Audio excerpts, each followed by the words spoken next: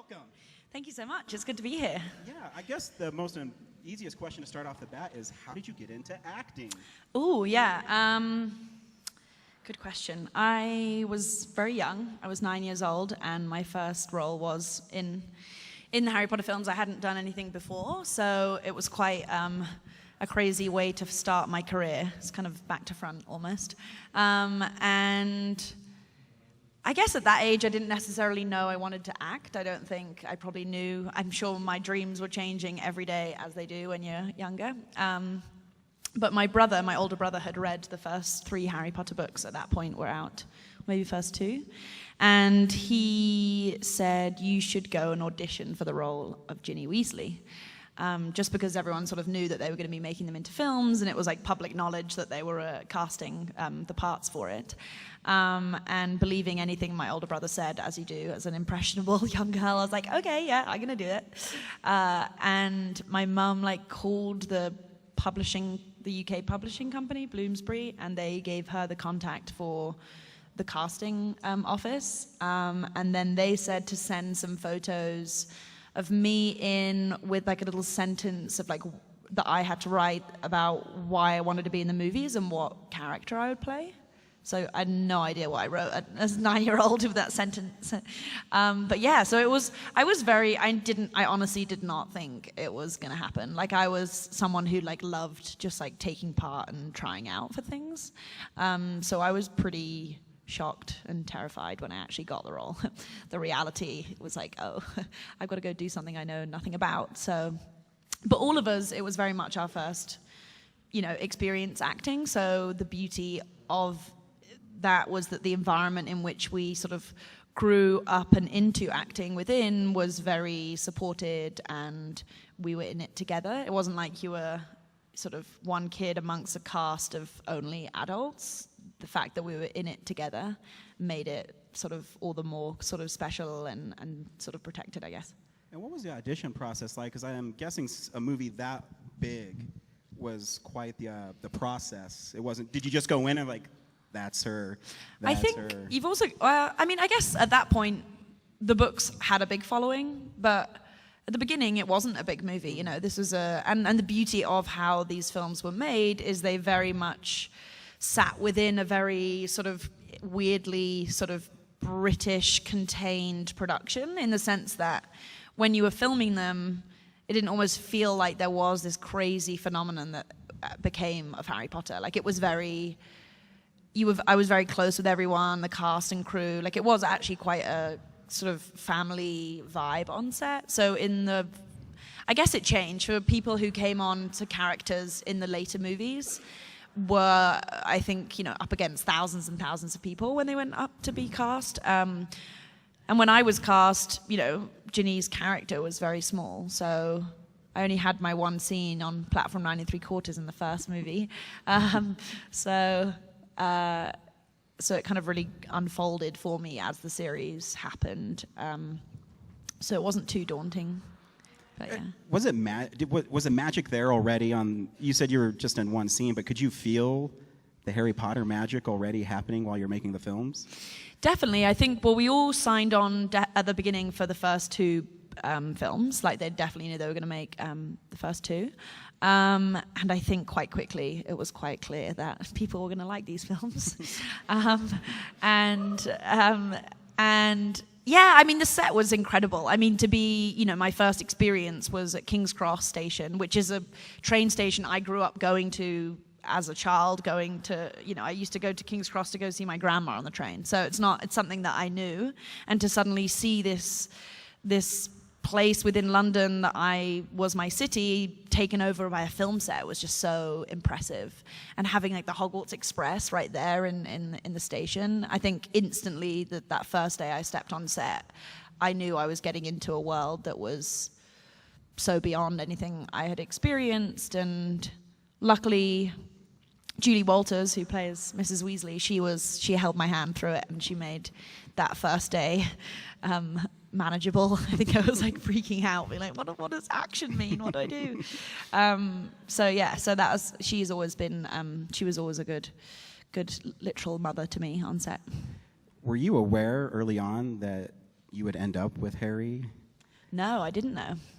Who knew running away from him, the early sign. It's sort of a good sign. It's like when you're younger, you have this huge crush on someone and you just like embarrass yourself constantly and then you actually end up with them. I think it's a good story. Didn't happen to me, sadly. And I think for all of us, it was like terrifying. Like every time the book would come out, it's like, what's the fate of our character going to be? You're like, do we die? Please don't kill me. So I survived. That's good. And then JK's like, don't worry, we'll just kill your whole family. Yeah, it's yeah. okay. Yeah, exactly. So it was always difficult. I was just like, I'm sure all of you there the day the book came out, reading it as quick as I could to get through before friends like told me and broke the kind of secrets of it. And I always, you naturally, I'm reading it as a fan of the books. Yet also, obviously, every time Ginny or the Weasleys pop up, like it's a different kind of experience because you're kind of imagining, how they're going to put this into the movie.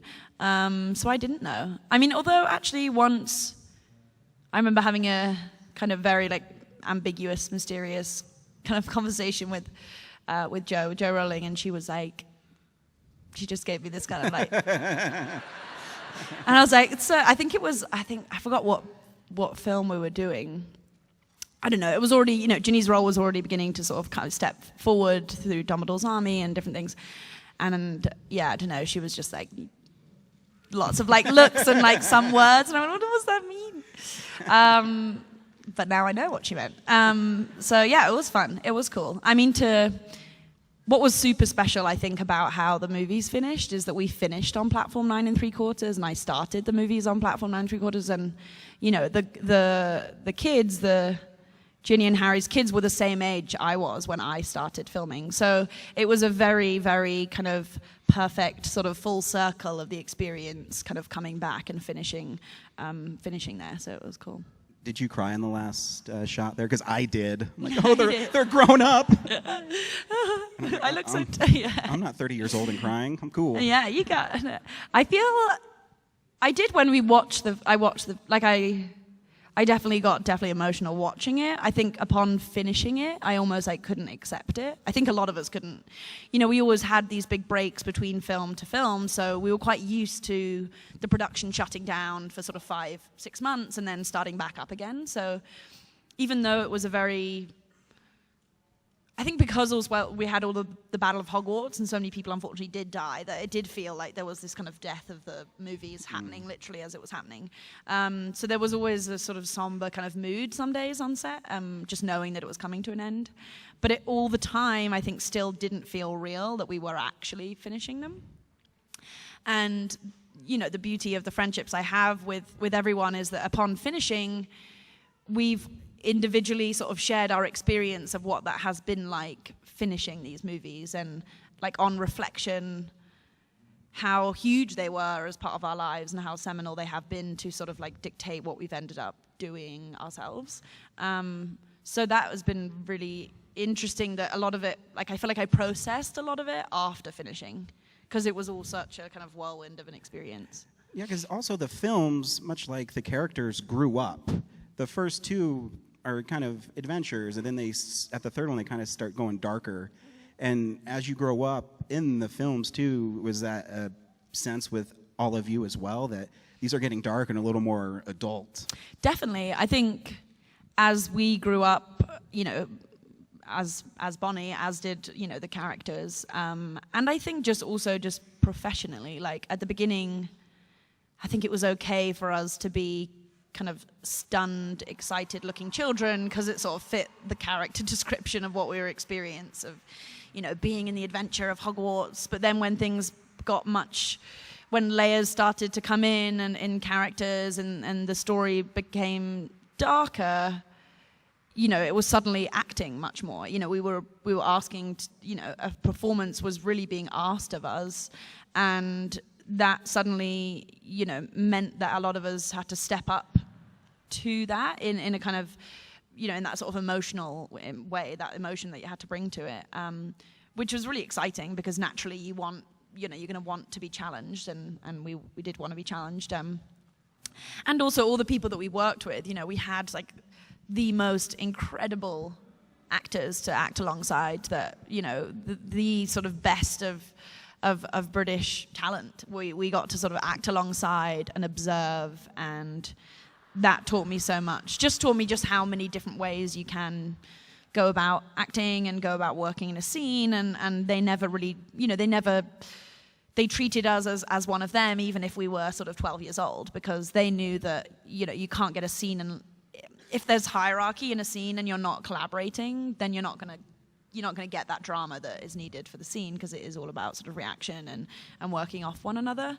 So I'm really grateful that I was able to observe them, really. And also all the crew. I mean, we had some of the most incredible, you know, in terms of the artistry in the movies, you know, the costumes and the sets were just like phenomenal. And you know, that was my first experience of a film set. So, you know, you finish Harry Potter and you go to other things and you're like, oh, so you're not gonna like lay real stone floor for this scene, which we did have in the Great Hall, you know. So it's like, yeah, you realize movies aren't necessarily made like this.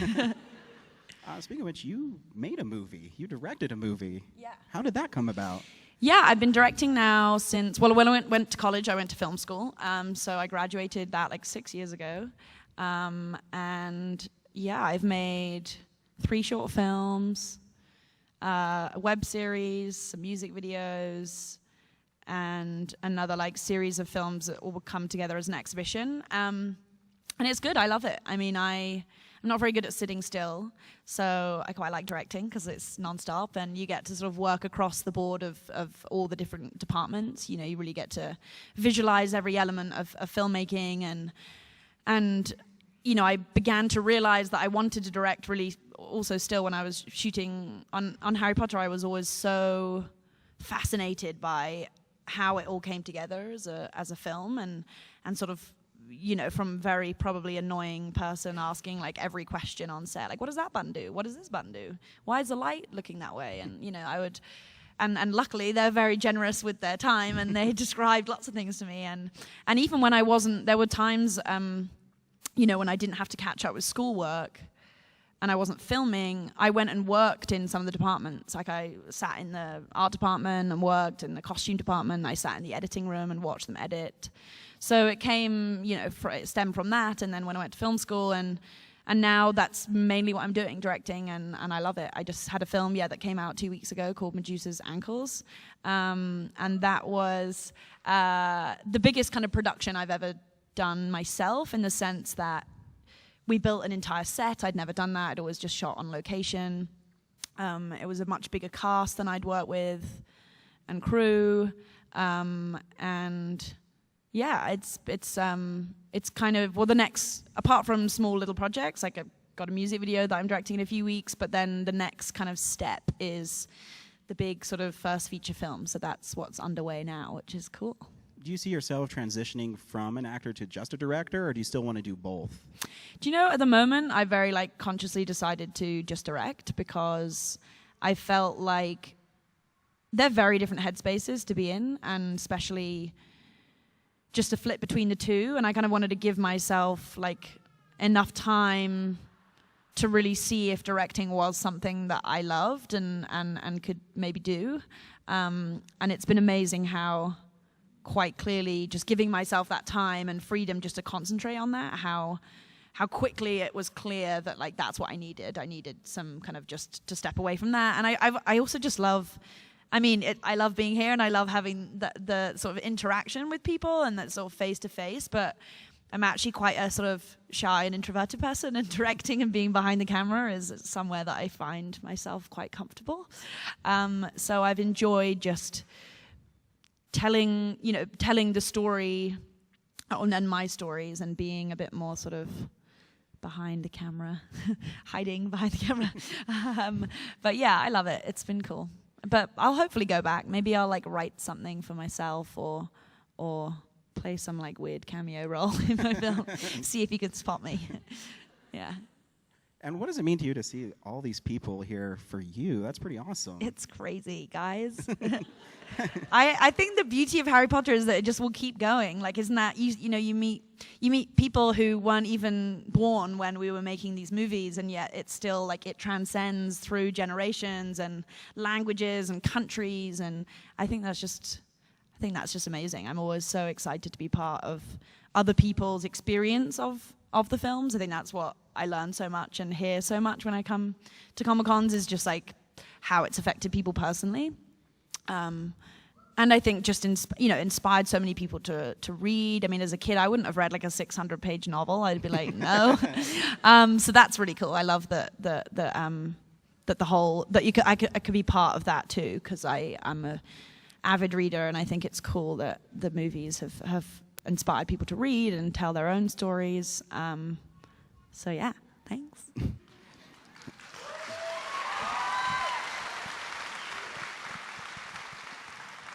And do we have a microphone out here for questions? I'm the only one who has a microphone? That's not right. Oh, he's coming running down. I see you, little man. The guy to your right is running down like a Statue of Liberty to hand you a microphone. Oh, you passed him, Statue of Liberty guy. He's right there in the middle. So what's your favorite type of chess piece from Harry Potter? Oh, can you say that again? I couldn't quite hear you. Oh, what's your favorite type of chess piece from Harry Potter? What's my favorite type of Chess piece from chess piece? Oh. What's the horse that? I mean, what's the horse called in the knight? The knight. I can be the knight. What's a female version of a knight? I don't know. A knightress? I'll be a knightress. As long as it doesn't like explode when I'm on it. Good to go. What was your favorite scene to film? Oh, that's a tough one.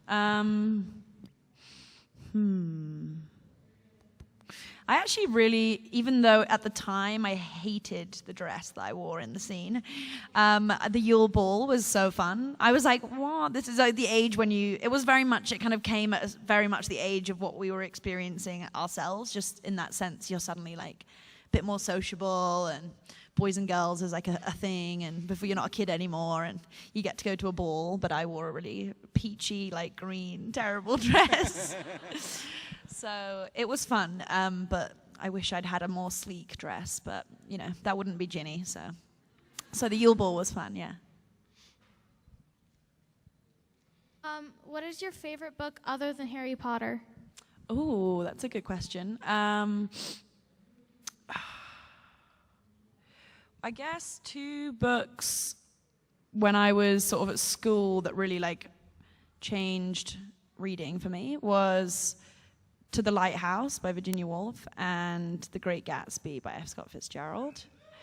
And then a book that I loved reading recently was, which I need to finish the series of, was Annihilation by Jeff Vandermeer, that they made a film of recently, I think, that was on Netflix. But the book is brilliant, like just really, really interesting. Recently been trying to get a bit more into sort of, I guess, science fiction and strange fiction and things like that, because that's sort of weirdly the direction that this first feature film that I'm writing is kind of heading, in a bit more of a kind of sci-fi, slightly fantasy mythology kind of direction. So it's been fun to get more into those books. My God, they actually picked me. Sorry, not used to microphones. So, anyway, I always wish that Ginny had a little bigger of a role in the books and the movies, especially since she ended up with Harry. So I'm kind of wondering, I don't know if you have an obsessive fangirl fanfiction writing side, but have you ever thought about what you would have liked Ginny to do if she could have had some more scenes in those books before her character came in more, or even after her character got more important? Just what would you have liked Ginny to do if she had a little more screen time? Sure, yeah, that's a good question. I feel like for so many of us, there were so many scenes in the books that we wish had been in the films because like it just really helped to explain our characters. Often there was like these kind of loopholes and jumps that just naturally, for the purpose of telling the story, we couldn't like put everything into the movies. I mean, if only we could have had like 5-hour-long films. That would have been pretty good. But there was so much. I mean, I wish there had been more of Ginny and Harry's development of their relationship and just the strength of that and building in that. I wish more of Dumbledore's army had come through and like how she, and then later on when she's sort of holding up the fort back at Hogwarts while, Harry, Ron and Hermione sort of go off on their sort of adventure looking for Horcruxes. Like I wish that had been shown more and more Quidditch. And I mean, I could eat your ear off on how many things that I think should have been in the movies. But I haven't had, there was nothing that I feel like I personally wanted beyond her character in the books. Like I haven't ever dreamt up any of my own fan fiction for Ginny. I mean, it'd be cool to imagine like her life, in the Holyhead Harpies and what she ended up doing there.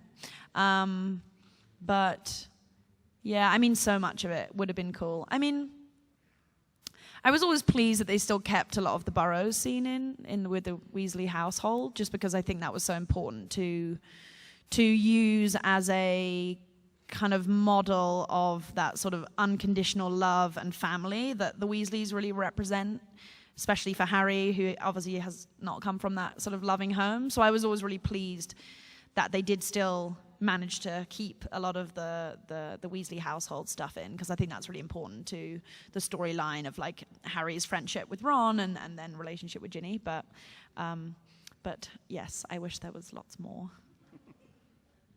Thank you. So I know you have a background in dance. How has that helped or developed your acting skills? Oh, I guess I dance. Yeah, I mean, I danced a lot when I was a kid, until I was like 16, 17. I was also really into sports, so that was always a balance between what I would want to do more. I guess there's a physicality to acting that it's not, it's clearly not just the words on the page. There's a sort of physicality to it that you're taking up space in a room with other people who are taking up space in the room, and something is staged. Like everything is kind of, not only is there composition in a frame of like where you are, but also just spatially. I'm really interested in how you perform within a space. And I would say, weirdly, maybe that's almost influenced more of my directing in a weird way. Just in the way in which that I direct people and how that movement is really important to me. Like, for instance, a music video that I'm about to do, it's, about these kind of, a relationship, the girl whose music video it is, and then a guy who's kind of playing the boyfriend role. And even though there's not like dancing in the video, he is a dancer, because I know that I want to bring that sort of physicality to it that sometimes kind of straight acting can't do. So I'm definitely interested in it just in a personal sense, I would say. And I think it helps if you're, I mean, there's, you can always tell someone's performance from the back of their neck if they're like fully, if their emotion is like fully consumed in themselves, if they're relaxed, if they're frightened, if, your body, like my body language now is probably mirroring and telling you everything you need to know. So I think that's a really interesting way to draw upon it for like a tool, for sure. Thank you. So have you ever been worried that people will only really ever see you as Ginny Weasley and like won't see your other accomplishments, even if you're like really proud of them and would prefer people knowing more about that rather than what you did as a child? Yeah, that's a good question. Yeah, I mean, definitely, I think is always a mixture of, I think with most things that I have found to go on and do in terms of things that really speak to me and the stories that I want to tell and work that I want to make. At the end of the day, like if I'm not making it for myself, then there's like no point making it. I think, we can constantly seek validation from other people, and we all do it all the time. But I just think I think you're not going to tell the stories you want to tell, or you're going to limit yourself, or you're going to kind of end up making films actually that don't speak of you or to you. So I just always try and make stuff for myself, or I make work for the people that are closest to me. Like I'm my most proud of my work if like my family and friends love it. Like that's where my kind of sort of joy lies in the work. And I think, I probably wouldn't be directing or telling stories if it weren't for my experience in Harry Potter, in the sense that like it introduced me to the entire industry and storytelling in general. So I think I'm always very like respectful and sort of grateful that it gave me a platform to now go and like make the films I want to make and work with actors that I met because of acting. So I wouldn't say, I think it's just what you end up making of it for yourself. I feel like slowly I think it's been a process. Like at the beginning, for all of us, I think when we finish Harry Potter, it's like, shit, what are we going to do next? Like what's going to speak to me that's going to be really like me and not the role? And it's a quite 10 years of your life playing one character is that's a long time. So it's been something that through my own kind of confidence building in my work, I've been able to like understand like why I'm making my work. And at the end of the day, I'm basically just making it for myself in my own process of like storytelling and figuring out why we're all here and what we're doing, But yeah, thank you for your question. How do you think the Harry Potter series kind of helped push you towards directing and your directing style? Oh, okay, yeah, that's good. I think for me, what really pushed me to directing and to wanting to work beyond just acting was that every single crew member on Harry Potter worked so hard, and all of them were just so good at what they did. Like I have such... Like filmmaking in its very traditional sense is quite like a sort of, it's a very specific honed craft, whether or not, whatever department you're in, you've like learnt very technically like what you are doing in terms of the bigger kind of picture.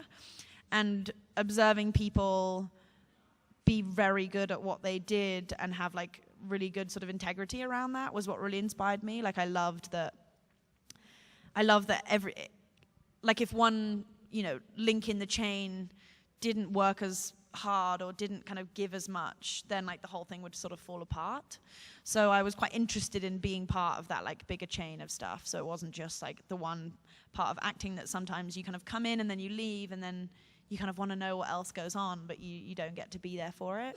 So I would say just people's work ethic and passion towards filmmaking on those movies were what definitely inspired me. Just from a sort of artistic point of view. In terms of style, I guess, the first few films I made were very different in the sense that they were very, very small short films that focused on predominantly sort of two, maybe even one character.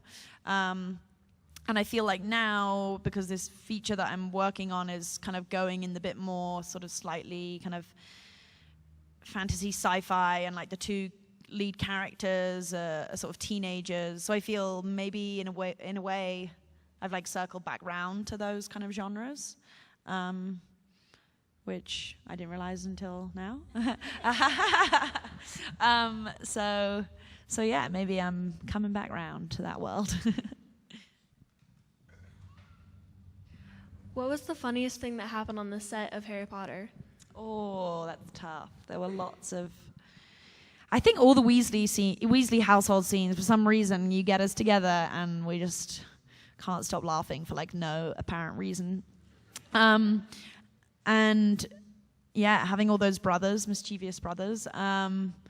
James and Oliver, who obviously played Fred and George, they were pretty much exactly as they are in the movies.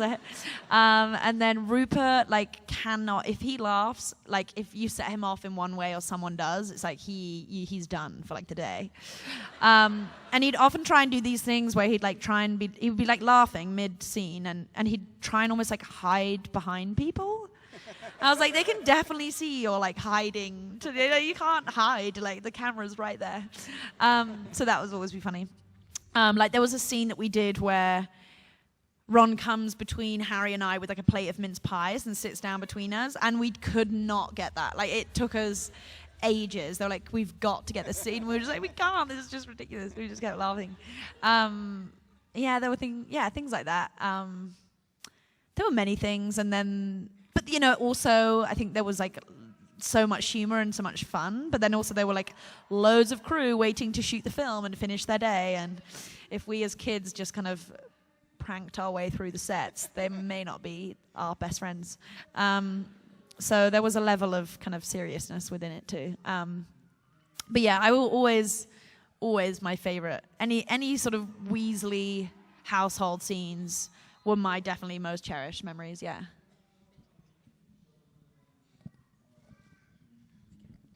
What in your personality do you find that's similar to Ginny Weasley, and what do you find that's different? Yeah, I think there's a lot of things I admire in Ginny that maybe I hope I am. I guess I was always, like, I didn't have that many brothers. I had one brother, but I understood that kind of relationship or being that younger sister. I was and still am quite, like, a tomboy, and I love, like, athletic things and sports, so I'm kind of into that kind of, I guess, that less sort of overtly, like, feminine woman, I would say, that Ginny is, and I love about her. I admire massively, like, her confidence and very sort of almost like warrior-like kind of character. But I don't know. I feel like I'm sure as I was filming, it got very intertwined and who knew what was what. But I would say there's a lot of things I admire within her that, like, maybe I'll try and live up to. I don't know. But I think just generally, like, Jo Rowling's female characters are just so brilliant. Like, they don't play into the obvious kind of girl that I remember watching in movies, you know, when I was growing up, and I didn't fit that kind of idea of a girl that was, like, overtly sort of flirtatious or, like, playing a sweet kind of girl. That wasn't really, like, who I was as a kid. So I really, really responded to her female characters, and that's what was so exciting, you know, playing Ginny, because I got it. I got her, and I think that's why a lot of people, and I feel like a lot of people often will say that when they meet me or speak about the roles. They generally, like, that's something that, as a, you know, women to women, they really responded and respected that Jo Rowling wrote like that. So yeah, thank you. When you, like, got more lines in Harry Potter, did you get nervous or stressed out? Yeah, yeah, there were definitely scenes that I was terrified to shoot. Scenes like, I mean, quite quickly, like, the role, you know, in the Chamber of Secrets, from being just on platform 9 3/4 to having to be, like, possessed by Lord Voldemort. It's quite terrifying. I think I was, like, spooked, to be honest. Like, I was, 11 years old, like, running around, like, writing with blood on walls. It's quite strange. Laying on floors, looking dead, and then having to wake up suddenly. I think, a scene that I was really, like, nervous to shoot was the scene that happens, like, in the courtyard of the clock tower when everyone thinks that Harry's dead and Hagrid's, like, holding him, and Ginny, like, screams and runs across the courtyard, and Ralph Fiennes in all his get-up is right there, terrifyingly so. And that was, you know, that was a chilling scene, and it was so quiet, and, like, screaming across a courtyard of, like, hundreds of cast members and crew, and, you know, there was a kind of real kind of, you know, intense energy to that, and it was really, often those scenes you're sort of terrified to shoot, and then you start doing them and they're so, like, exhilarating. Like, there's an adrenaline that comes from it because you've built up so much for it, and I think with a lot of those in the Hogwarts scenes, the energy was there because, again, like I was saying before, they were some of our last scenes we ever shot. So there was a sort of, like, high kind of octane, like, vibe happening because there was so much, like, drama unfolding. So a lot of it was almost there before I had to like bring anything to it. But I was still pretty scared to do that. Yeah, lots of things. It was quite weird being aged too, having wrinkles put on your face, being suddenly like a mother when you're like 19. I guess I was 18 or 19 when I shot that. So that was quite. Yeah, it's like a big. It's the last moment you ever see in these films. So, but I think I was. We were always so comfortable with one another and with the crew, and we were always so kind of. There was so much time for us to sort of be and get there, and you realize that was a lot of freedom in comparison to sometimes, when movies are made often, it can be very, very quick. Like, you're getting through lots of pages a day, and we had a lot of freedom in that sense to spend time on it and, ask the questions we wanted to ask. And weirdly, even though the movies are so big, they felt kind of contained when we were making them, which was I think why they continued to hold up, If you had one of the Deathly Hallows, what would it be and why?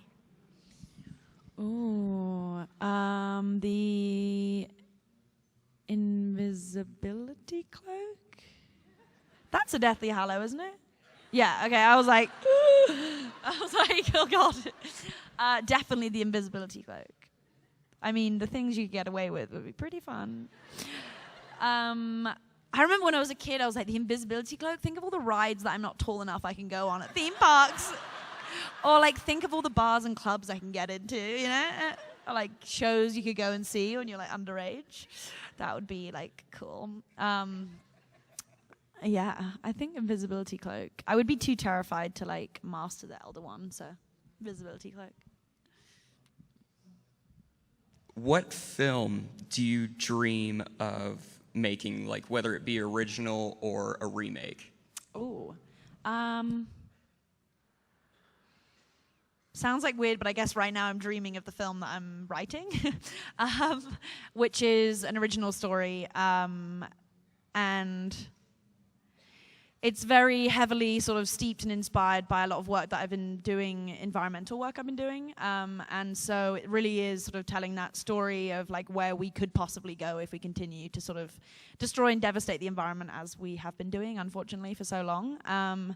So I'm just really excited and inspired to be able to make a film that like combines my interests of like filmmaking and storytelling and action with also a kind of story and cause that I really, really care about, and it's all set in a coastal town, and I am very obsessed with the water and being in the water, so I'm excited to be able to tell a story that enables me to kind of shed a light on kind of essentially, pollution, plastic pollution, climate change that I'm personally very, very close to caring about and sort of and sort of talking to other people on. So I'm excited to be able to, hopefully, if it all kind of comes off and pulls off, then I'm really excited to be able to like combine those interests. Yeah. Way up top, guys. I was just wondering if you could talk about some of the work you've been doing for Greenpeace. I can't see where you are. She's way up top. What? There. Sorry, I hate looking and then you're not looking at anyone. It's like, sorry, what was your question about Greenpeace? Just what sort of work you've been doing. What sort of work? Yeah. So I started working with Greenpeace in sort of like October last year, after an article they read that I sort of wrote about single-use plastic-free aisles in supermarkets in the UK that they were trying to sort of like have a campaign against. And I went on a ship of theirs, one of their ships, the Arctic Sunrise. They did a whole tour around down the East Coast here, raising awareness on climate change, most specifically on offshore drilling and single-use plastic. So I went aboard the ship to kind of learn and meet the campaigners and understand like what work they were doing. And it was predominantly, in that case, it was sort of just raising awareness and having every port that they docked into, members of the public could come on board and learn about it. And then we also did trawling for microplastics, which is essentially like fishing for plastics, sadly, in the water. And it was terrifying. Like every single time they put a net down, there was always plastic in some form or other. And since then, I've just been working on whether or not it's like petitions that we went to Coca-Cola global headquarters in Atlanta a few months ago to hand in, whether or not it's just like using the platform that I feel super lucky to be able to speak and connect with you guys and with everyone about that. So just trying to raise awareness on like how we can reduce individually our use of single-use plastics, whether that's saying no to straws, whether it's saying no to plastic water bottles and buying a reusable one. And then also with Greenpeace, they really challenge corporations. That's really what they're about. So really going to people like we did with Coca-Cola and making them as this sort of, the people who are providing, and making all these drinks to phase out their use of single-use plastics. So yeah, I've been really, honestly, just so overwhelmed and excited that so many people have really got behind that work I've been doing. And the reason why I think it's really within our sort of power to change this is these are things that we're choosing to do these things every day. We have choices that we can make.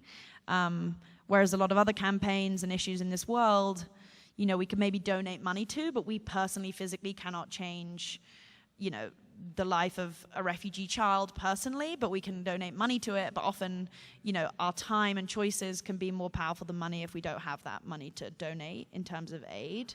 So I'm excited that it can be something that we can individually choose to do. I'm sure the state of Colorado do, and as a state within this country are probably pretty forward on that. So thank you for asking that. So I'm super excited to be part of Greenpeace, and I hope you check it out if you don't know them as an organization. Okay, one last question. So the twins, James and Oliver, did they ever trick or prank you? Did they ever swap roles? Yeah, for sure. I feel like if I were them, I would do that all the time. I'd be like, no, I don't really want to say that line. Can you say that line? And I'll say the other line. They did it sometimes. I wonder if they did it without knowing sometimes. But then they also, I think, as the films went on, they slightly, so their costumes weren't always that twin, kind of identical. They would have slight variations, which I guess naturally, as they come into their own as people, they did have. But I'm sure many more times than I realized. But I can tell the difference between them easily from across this convention center. To me, I know them so well. I know exactly who's who, so they can't fool me anymore. Let's put our hands together for Miss Bonnie Wright. Thank you so much. Thank you.